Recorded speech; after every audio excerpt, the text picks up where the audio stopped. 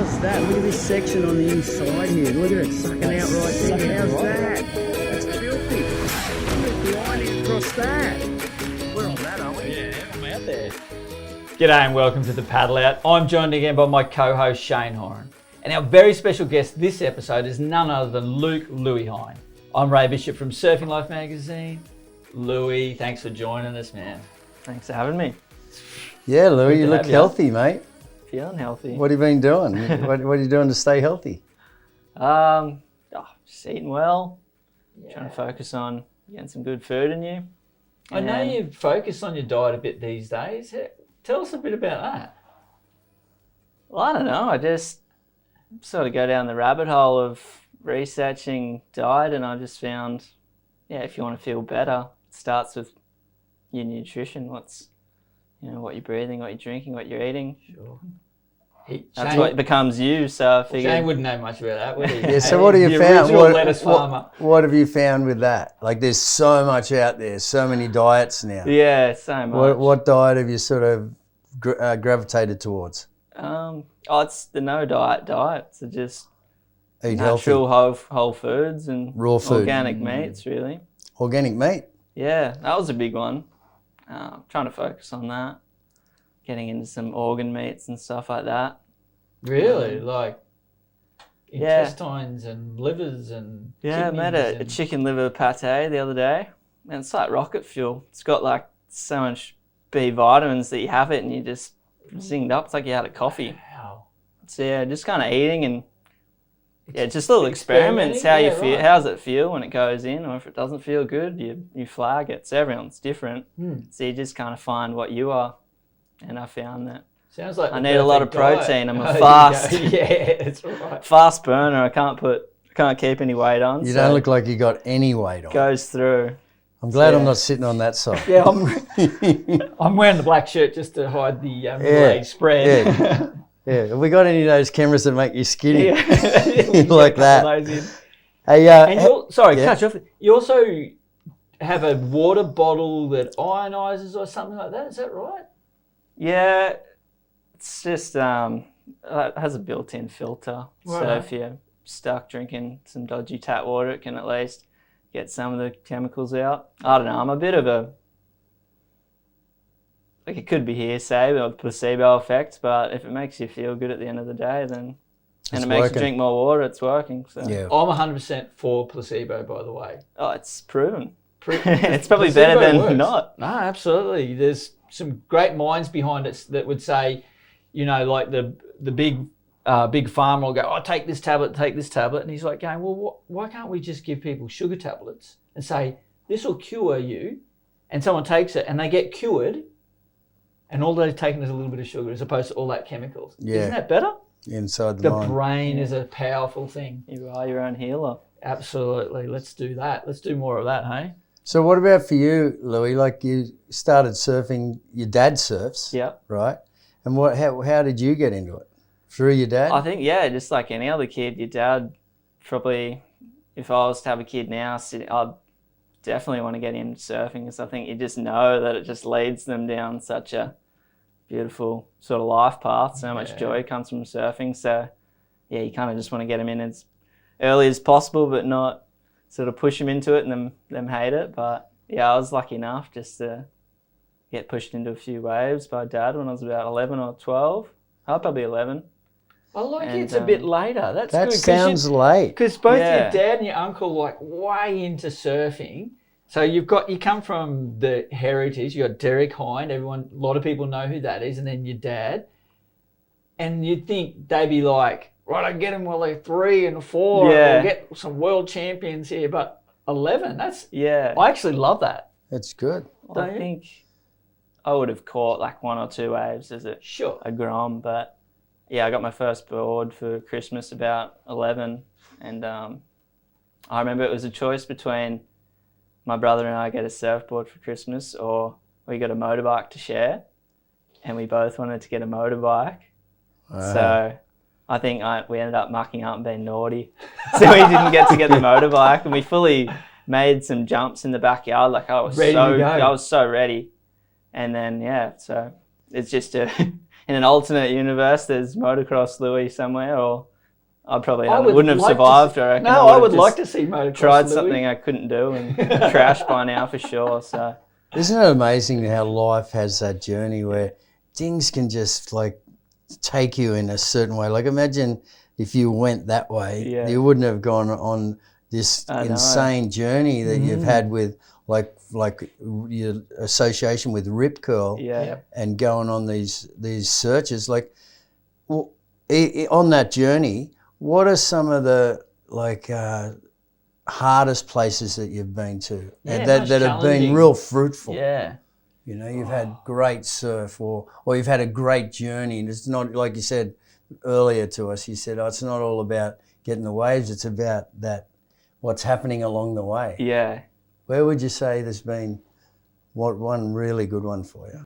Yeah, probably recently we're going for just a road trip down to Foster, and then since it's COVID and the borders were shut, we're actually just planning on staying down the coast and just camping at my uncle's joint until they eventually opened and we could come back. But then we happened to see a swell over west and linked up, called our mate Russ Björk and said, like, have you seen this chart? Do you want to go for it?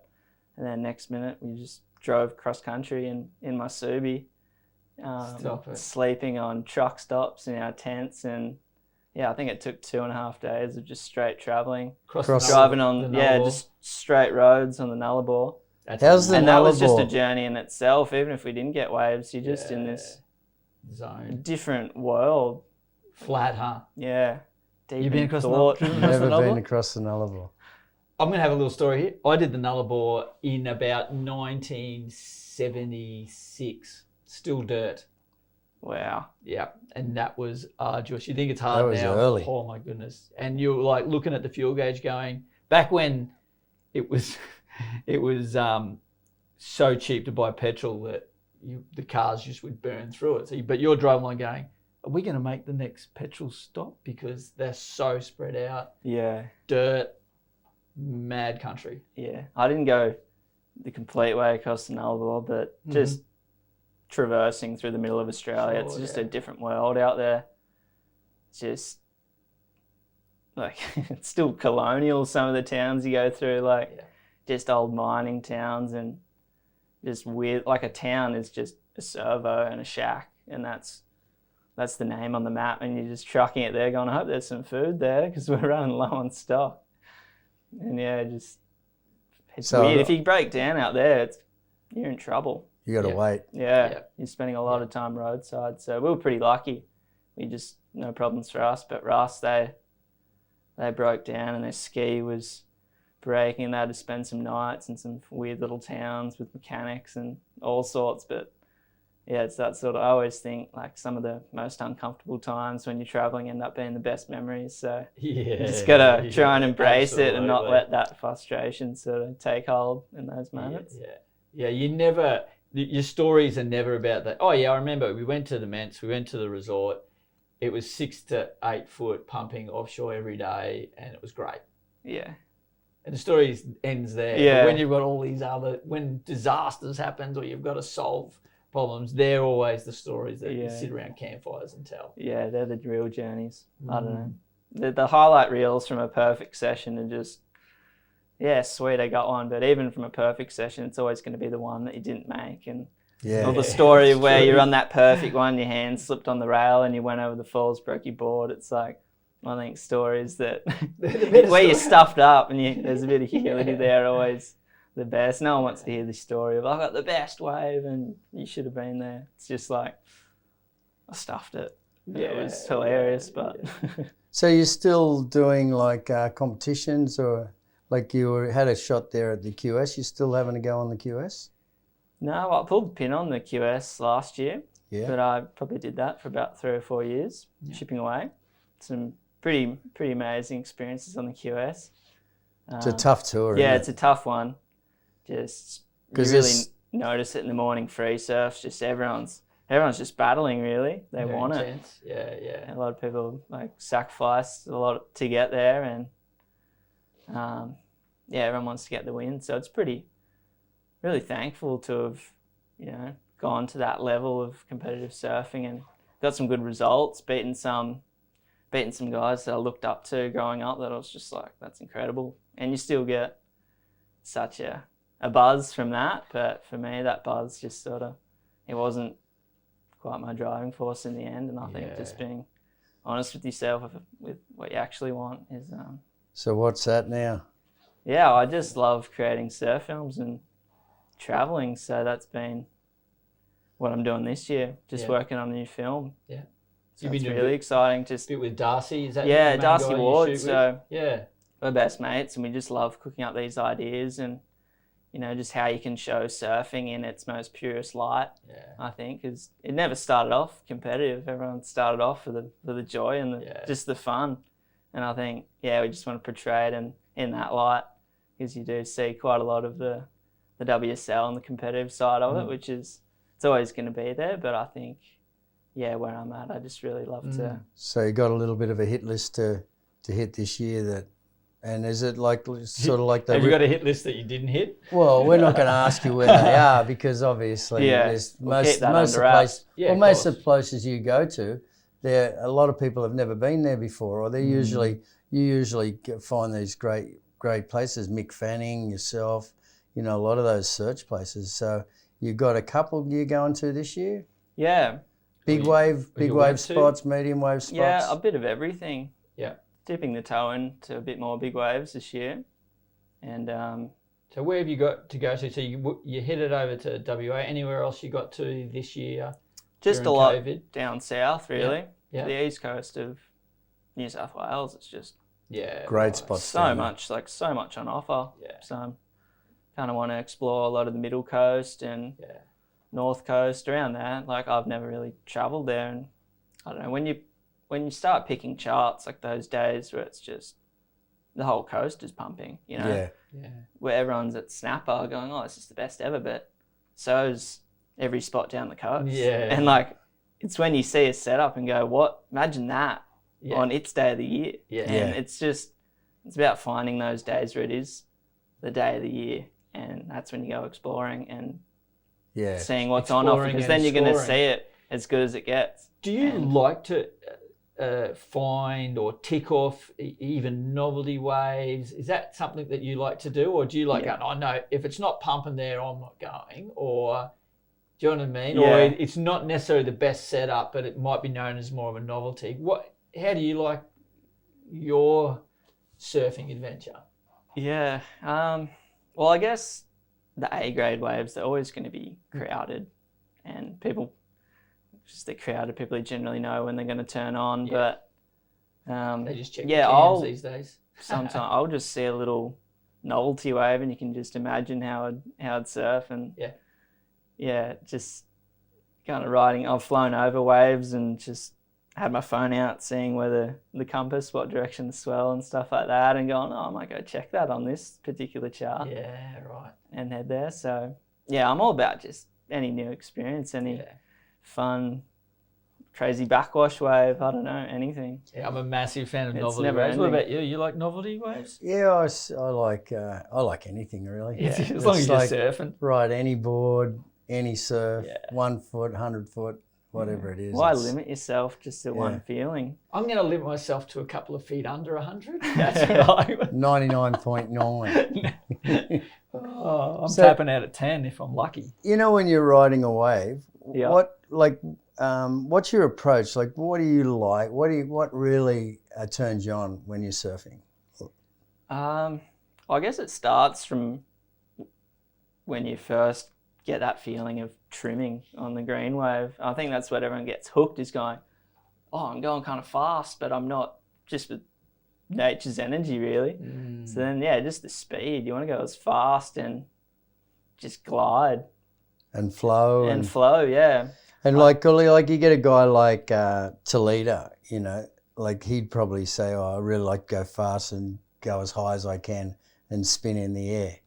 You know, for you, you just like to go fast. Because I saw a video of you the other day on your Instagram, and I thought, wow, that's like, it looked real flowy, and it just looked like your surfing had changed. Because when you were on the QS only recently, you'd be going for big moves, big air reverses, you know, you're getting big nose picks and all this sort of stuff. And,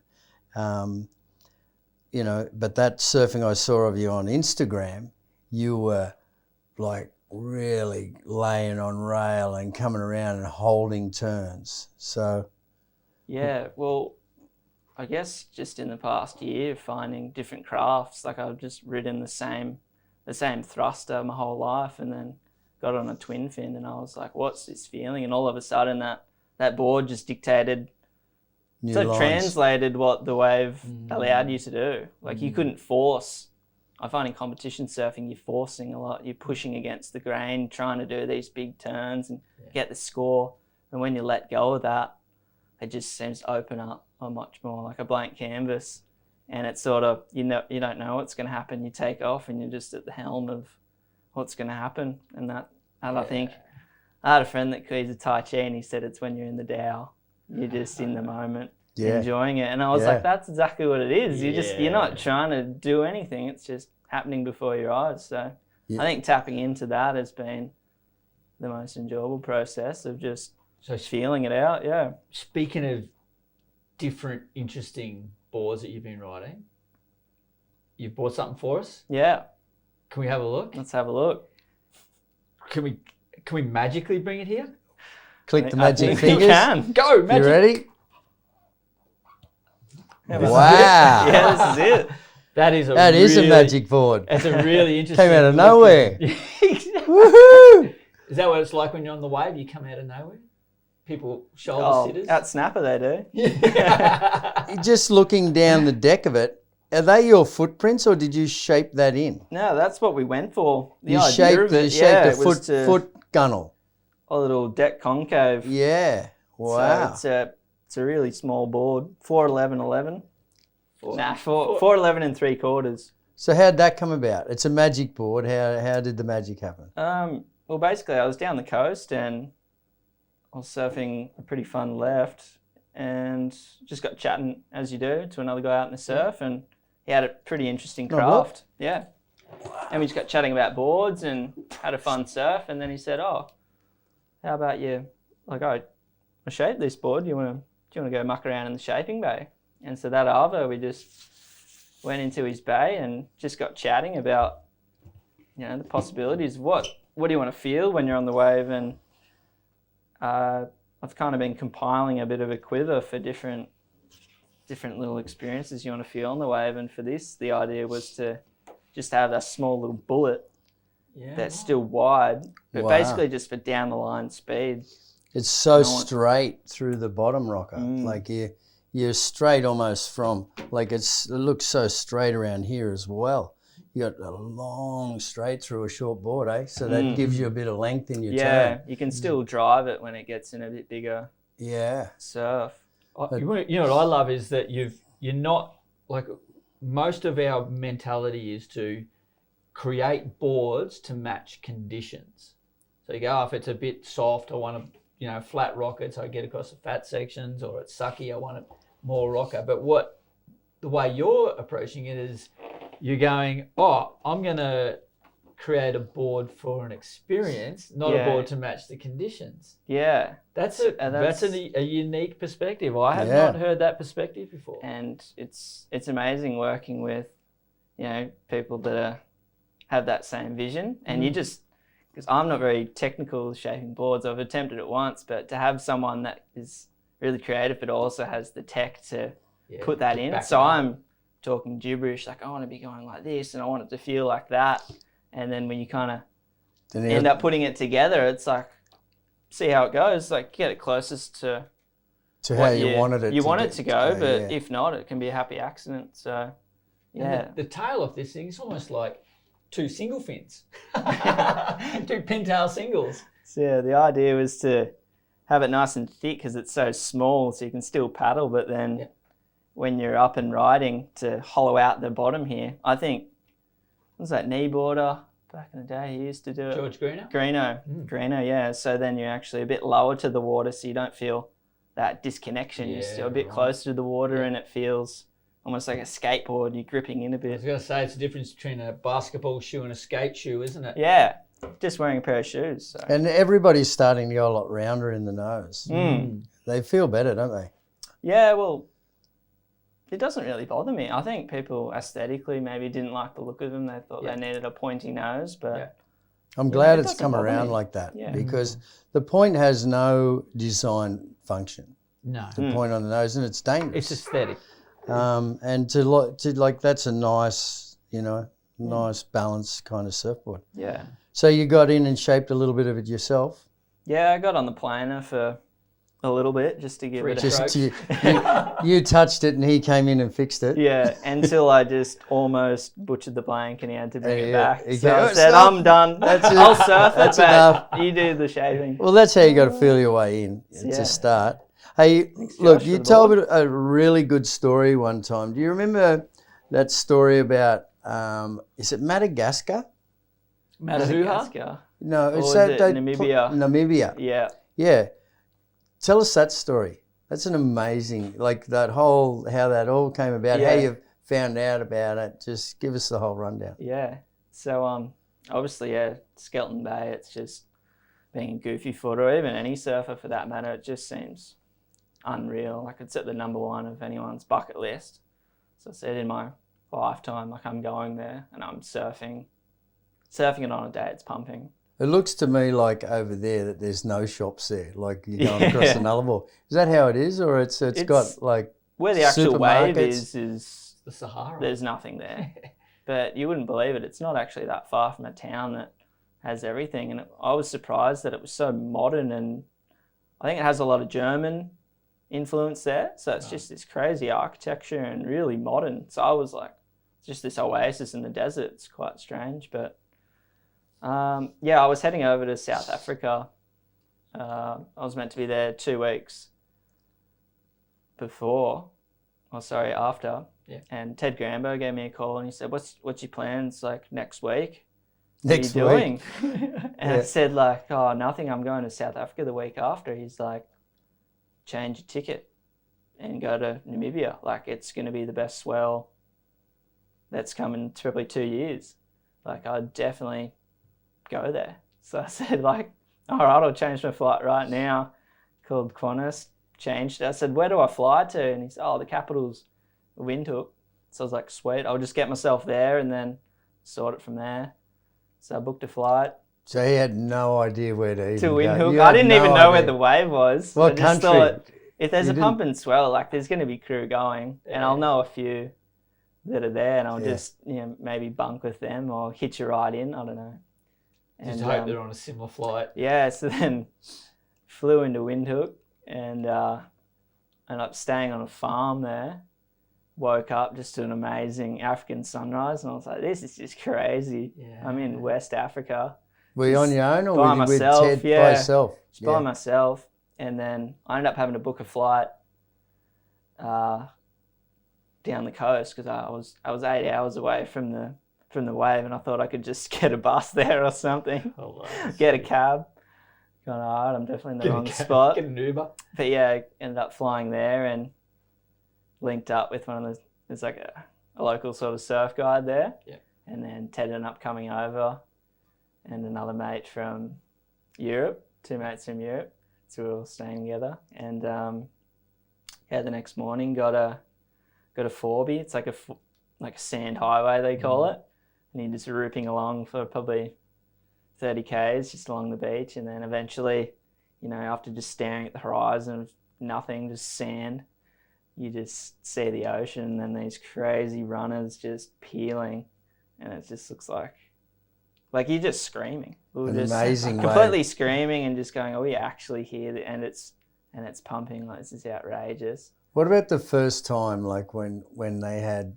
Remember, like I saw that wave, one of the first waves that we ever saw there, and the guy's in the tube, and he's just going, and it's from inside the tube. Yeah. Right? The guy's going, and it looked like it had been joined together. I'm looking at it going, oh, that's got to have been joined together. Yeah. And I'm trying to see the threads. I'm going over it, and it's just too long a tube ride. And the guy's just weaving, and lips are looking half the same, but not the same. Yeah. And then finally, then it started to get, like years after that, it started to get popular, right? But and so you caught it really good, eh? Yeah. But the best thing about it is, since it started getting popular, they've banned any cars from picking you up or jet skis. Oh, so because the wave's so long, it's like you can be about 3 k's to the end of the point.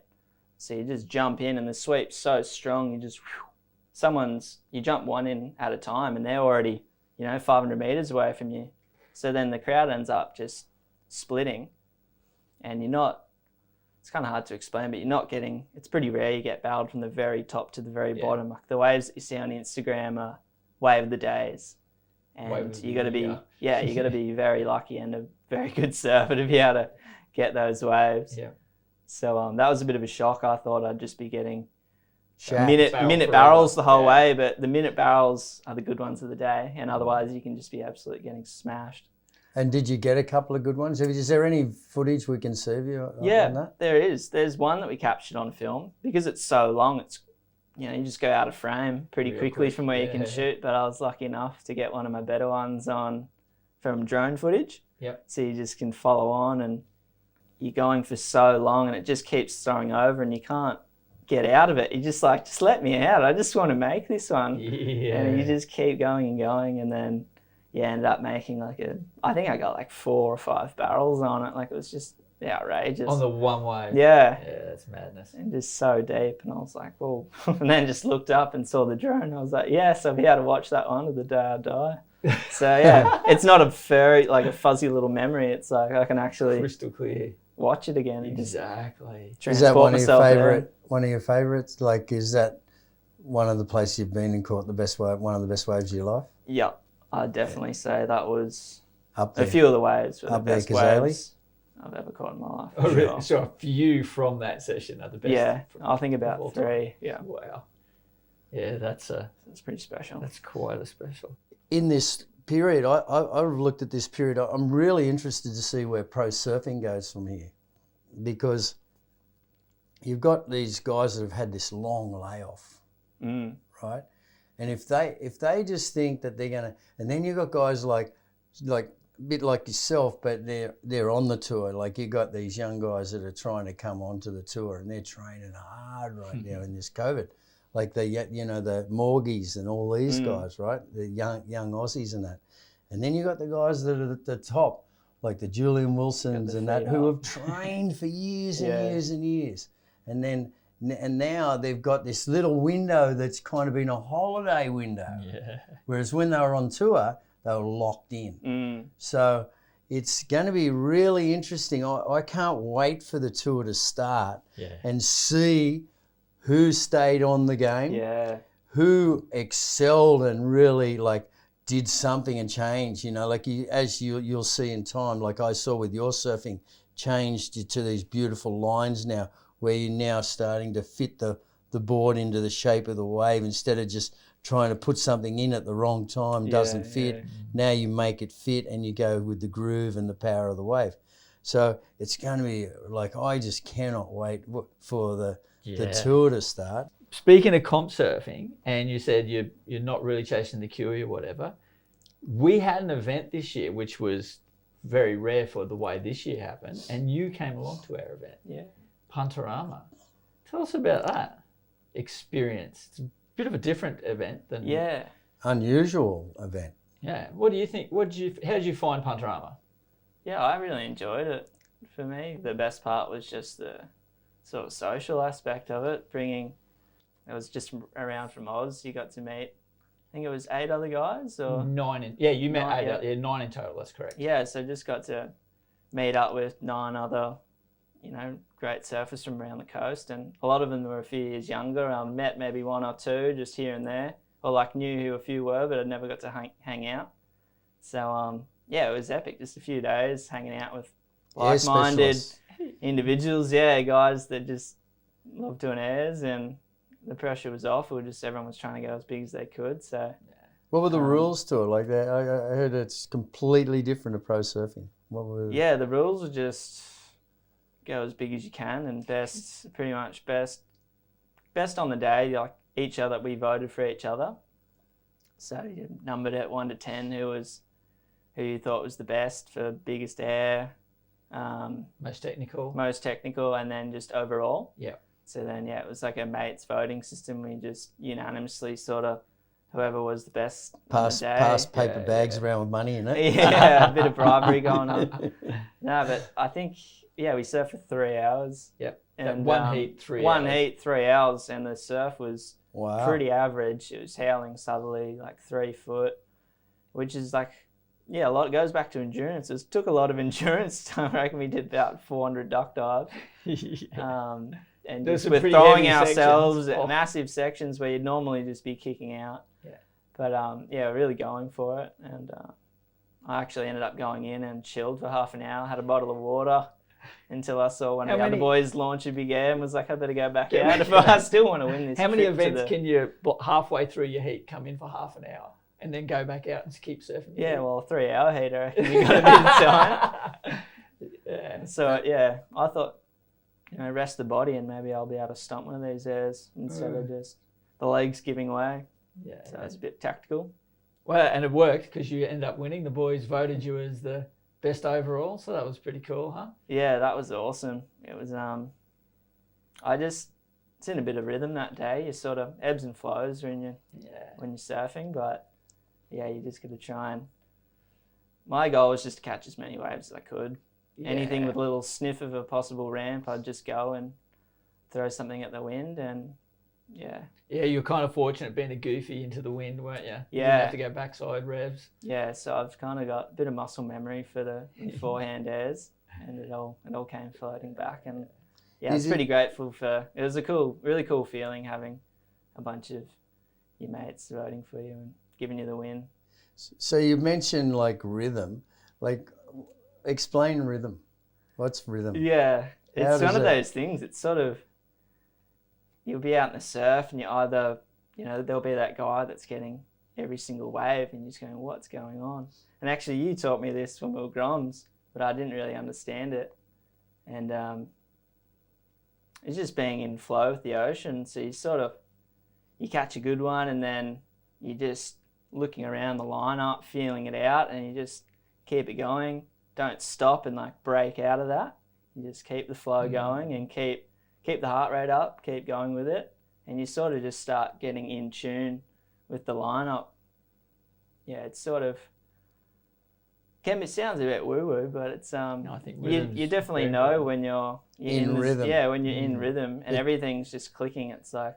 We'd always joke with our mates out in the water and mate, you've got the wave magnet today, throw it to me. And they'd pretend and throw you the magnet so you can have a go at the rhythm, so to speak. Yeah. Or you go, don't come near me, I'm getting nothing. Yeah. No, come near me so it rubs off. Yeah, some days can feel like the ocean's against you and others you're just like, we're best mates. Well, you always get the pros that come out of the water and they go, oh yeah, I was out of rhythm, I was in rhythm. But for them to actually explain it, it's no one ever explains it. They go, and to know how to put yourself in rhythm and get rhythm. But you're right on it there where you were saying you start to understand the ocean and you start to flow with it. And, that and flow and rhythm are very similar, right? So you start to get this flow and the rhythm where, and your paddling speed and everything, and you start to as you're paddling out, and you can see that the big one's coming, you might speed up your rhythm, right? And then you catch the bomb and then you ride in, you go, okay, well, there's the bomb gone.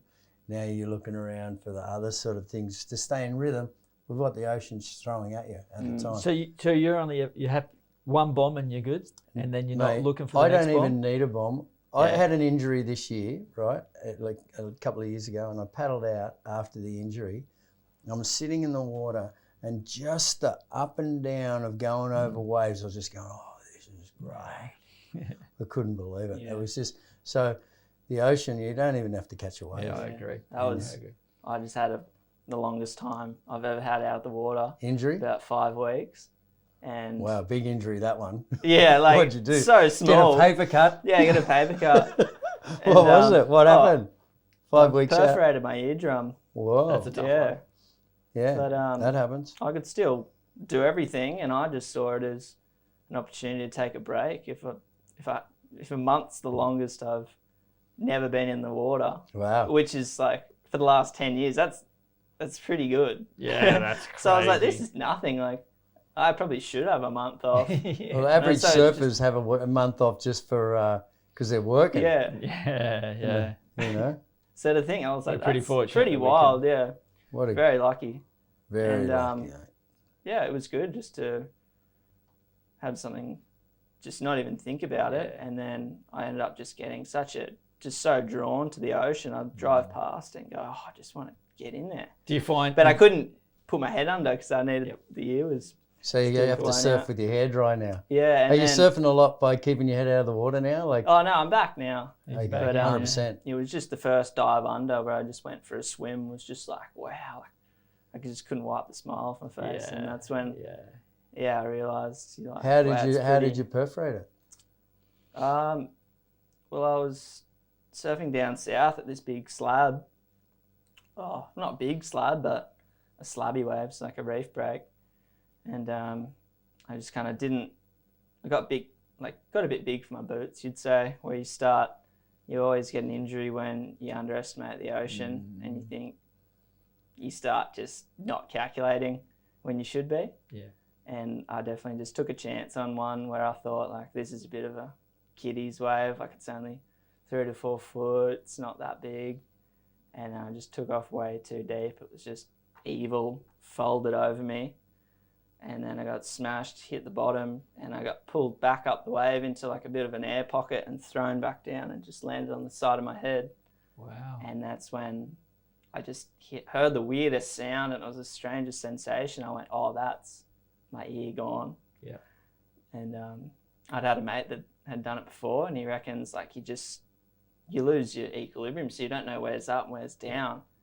And so I was sort of ready for that underwater and just going, all right, just stay calm, hold your breath. And then, as you know, I got up and I was just like spinning out.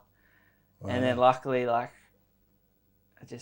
my board was right there and I just was able to get on my board without swimming downwards, and then just got myself to shore. And then by the time I got to shore, like, the equilibrium sort of came back. Yeah. And then mates helped me in. And the funniest thing was when I got to shore, a guy came up to me and he's like, oh, my dad's a doctor. Like, he's got all his stuff in the car. He'll take a look.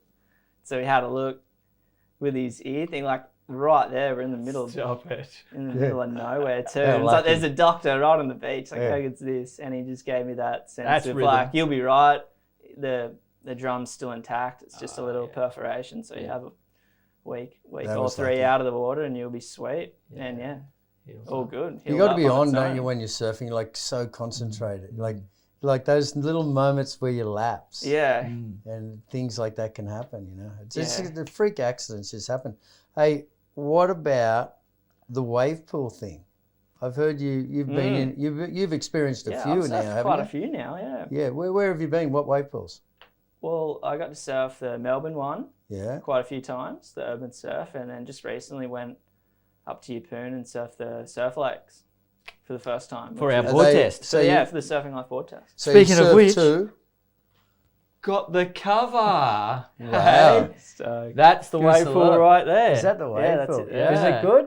It's pretty amazing. Like, it breaks like a proper wave.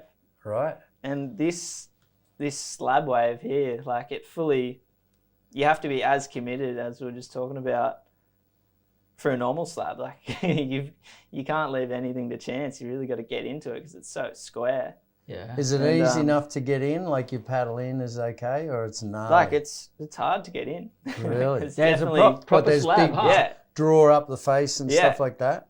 Yeah. Okay. Everything, and it's real shallow on pretty rough concrete. Yeah, it's sort of rough concrete, and I didn't surf it until like the late afternoon because one of the Sheldon was breaking boards and someone else, I think, hit their head on the bottom. He was wearing a gaff helmet. So I was like, I might save that for last in case I hurt myself. Still got boards to run through on the test. But yeah, it was just a feat of, technology. It's pretty impressive that we're now getting barreled in a lake, which you can get that buzz that you're always after, that those waves give you in a controlled setting. That's right, controlled setting. Don't see no buses out there, do you? No sharks out here, which is good. So the urban one, is that one intrigues me, the one in Melbourne. Is it like a wave that you can just slot in and get barreled and it's just easy in the barrel and come out? Yeah, Is it's it big sort of enough weird to? Is it because big enough to get in, or are you kind of cramped in there? the strangest thing about pools is your whole learning experience where you start reading the ocean and everything like that. It just goes out the window because then it is what it is, and you can't really look ahead because it's just doing this sort of perfect coming at you. Yeah. Well, the Melbourne one just sort of comes towards you just out of nowhere, and you don't know if they've changed the setting. Oh. So it can be like the long point, and then next minute they've put it on the slab, and you don't know it's the slab until I cop that. it's just that you start sort of counting. Like I'm paddling in, you know it's gonna like 1, 2, 3, and then there it goes. I'm in the barrel now. This is cool.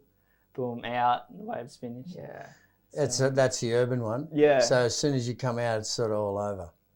Oh, Does it that's lose one its setting, Does it lose its power as you're going along, or it Um, holds the same power, or does it increase in power? it sort of just stays pretty much the same, and then towards the end it'll fizzle out. Yeah, You that's get just the depth of the water. Yeah, Yeah. where Like it's any deep, wave. it stays the same. But I found the surf lakes was definitely more powerful with that same breaking towards the beach like a real wave rather than coming at you. I guess. Yeah. So when that thing plunges, the what is it, surf lakes? Yeah. So when that plunges, that throws out waves everywhere. So there's guys taking off all at the same time in all different places. Yeah. Is that right? And they're easier, medium, is that how it's sort of set up? And then gnarly? Yeah, I think they've got a bit of beginner's mal wave, and then they've got Ocky's Peak, which is just like pretty rippable left and right, and you can get a little tube on it. And then they've got like the slab, which is a left and right barrel. And then on the other side, I didn't go to the other sides, but the other sides, they've got like a sort of a wedge thing. A wedge, wedge sort of wave. Is it big? Like, is it that big that you couldn't go over there? Like, it's huge. Takes about 20 minutes to walk to the other side. Yeah. Really? So I just had the perfect... Bigger than a football field? It's like 8 football fields. I reckon. 8 footy fields, right? Yeah. So it's pretty cool. Yeah. I think we'll see in future years like a lot of surf culture change a lot if that's if they're in places in the middle of the coast or whatever, and people start picking up surfing. It could be pretty hilarious what sort of happens, but I think it'll be for competitive surfing. It could be the future, I think, and then it might separate the sort of the ocean surfing and pool surfing is two different sort of categories, like vert and street. You know, it's becoming so detached from what I'm actually doing. It's like that's a whole another genre now, like, which I think is cool. We'll just be these different versions. We're just surfing so broad and encompassing that it's got so you can't really call it it's just this. Yeah, you can't put a blanket over it. The more influence and more it spreads, the better. Yeah, take it all. Louie, I hate to pull it up because we can talk for another 3 hours. Are we paddling in? We've got to paddle in. Got the paddle out. We're now paddling in. We've got to paddle in. So thanks again for coming in and sharing your stories with us. Thanks, Shane, as well. And it was excellent. Yeah, it was excellent. Thanks for watching us, guys, and tune in next time.